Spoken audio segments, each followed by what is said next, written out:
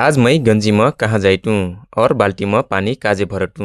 तो चली आजुक वीडियो पे शुरू करी। सो हेलो गाइज, अपने ग्रहण स्वागत बा मोर मिनी ब्लॉग में। तो आज मैं घर बाटू, बस घर काम ट थोर बहुत कर परल। अत्र में हमार मैडम कठै की आज घर बाटो जाओ गोरुन पानी पिया डारो कई का। बस मैं बाल्टी लेठू और गोरुन पानी पिवाई आई जिठू। इहर जुन हमार बियार फे अत्रा बरबर हुई गिल रहत। डामी व्यू आयत बस मैं कैप्चर कर लेठू। इहर जुन गोरु महिन हेरटाई कठुही हमन पानी पिवाई आई गिल। बस मैं ढीला नाई कई के बुडिन के घर नलका में पानी लेहे आई जिठू। पानी भरथू और दुनु गोरुन पानी पिवाई लगथू। का करना हो, घर से पानी बोकना बहुत दूर बा। बस बुडिन के घर से बोक के पानी पिवाइठू।